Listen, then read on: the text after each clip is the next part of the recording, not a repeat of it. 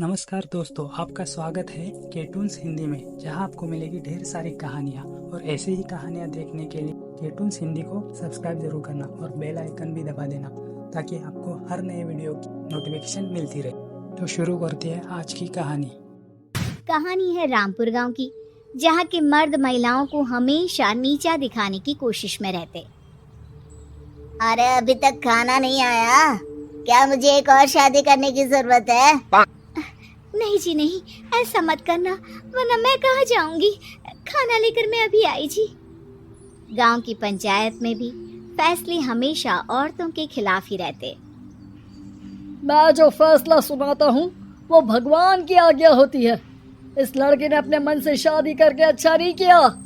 लड़के को घर भेज दो और इसकी शादी इसकी जाति की किसी लड़के से करवा दो। लेकिन ये लड़के, इसे तो गांव के बाहर निकाल दो। नहीं नहीं जमींदार साहब, ये क्या बोल रहे हैं? ऐसा नहीं हो सकता। मेरी बेटी मासूम है, इसे अच्छे बुरे की समझ नहीं है।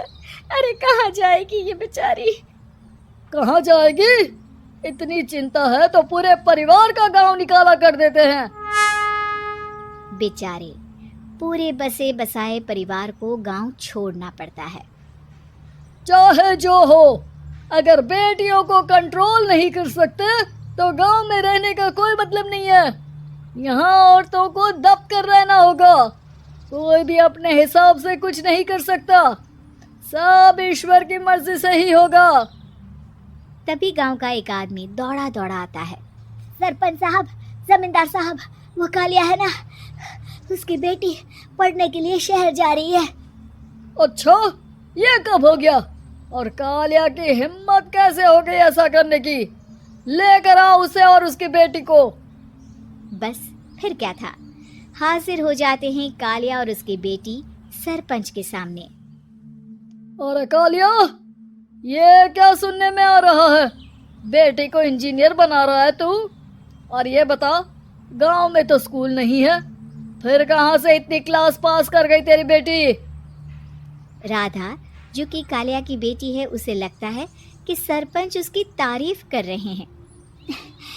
सरपंच जी, मैंने ऑनलाइन पढ़ाई की है, डिस्टेंस लर्निंग से। सभी में मैंने अच्छे नंबर पाए हैं, जिसे देखते हुए शहर की इंजीनियरिंग कॉलेज में मुझे स्कॉलरशिप मिली है।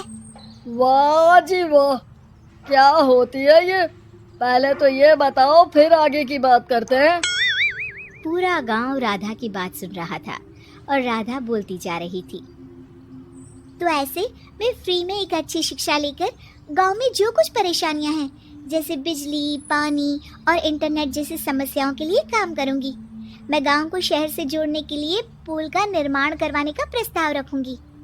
मुझे पूरी उम्मीद है कि जल्द ही हमारा गांव भी तरक्की की राह पर चल पड़ेगा। राधा की बात सुनकर सारे गांव वाले ताली बजाने लगते हैं। सरपंच को समझ नहीं आता कि वो क्या करे। चुप रह नादान लड़की, गांव के खिलाफ जाने के लिए तुझे गांव से बेदखल कर दिया जाएगा, वो भी पूरे परिवार के साथ। और हाँ, अगर ठीक से गांव में रहना चाहती है तो ये पढ़ाई लिखाई छोड़ दे। हम तेरे लिए गांव का कोई होनहार लड़का देखेंगे। तभी गांव का एक आदमी बोल पड़ता है। अरे नहीं नहीं सरपंच जी, राधा बिटिया जो बता रही है, अगर वैसा हो जाए तो हम लोगों को पैसा कमाने के लिए बाहर नहीं जाना पड़ेगा। हाँ जी, और ना ही कोसों दूर पानी के लिए भटकना पड़ेगा। हमारे बच्चे भी अच्छी पढ़ाई कर सकेंगे और आगे बढ़ेंगे, ना कि हमारी तरह खेती करते बैठेंगे। क्यों गांव वालों, राधा बिटिया का साथ देना चाहिए ना। सरपंच देखता है कि गांव राधा के साथ है तो वो चुप हो जाता है। वो घर आकर अपने सलाहकार से बात करता है, जो बहुत ही चालाक किस्म का इंसान होता है। अरे सरपंच साहब, आपको बहुत ही होशियारी से काम लेना पड़ेगा। एक बार गांव तरक्की कर गया, यहाँ के बालक पढ़ लिए तो कोई ना पूछेगा आपको। और फिर ये जो बेटा और बेटी है ना आपके, इनको भी आम लोगों की तरह ही जीवन जीना होगा। हाँ, लेकिन करे तो क्या करे? वो ना आप मुझ पर छोड़ दीजिए, बस मैं जैसा बोलूं करते जाइए। अगले रोज सुबह जब गांव वाले सोकर उठते हैं तो राधा के घर के बाहर और साथ ही वो लोग जिन्होंने राधा का सपोर्ट किया था उनके घर के आगे लाल रंग से कल आऊंगी लिखा होता है। कल आऊंगी? यह क्या होता है?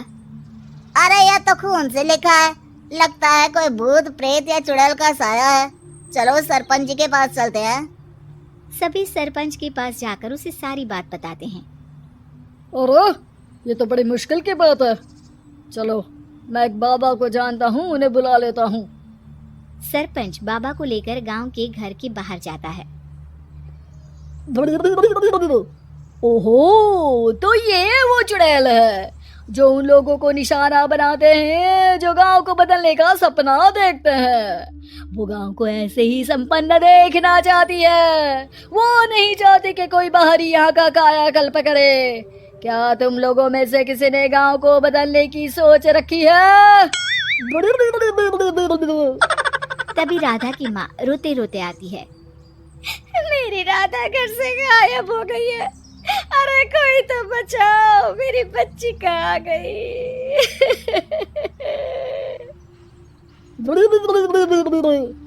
ले गई वो चुड़ैल, तेरी बच्ची को ले गई।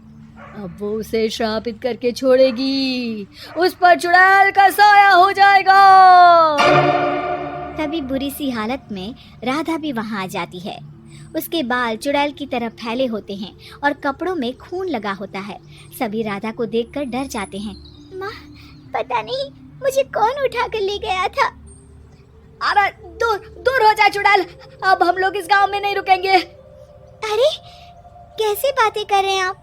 कल तो आप मेरे भरोसे गांव का हुलिया बदलने, अपने बच्चों को पढ़ाने और तरक्की उन्नति की बात कर रहे थे, तो आज क्या हो गया आपको?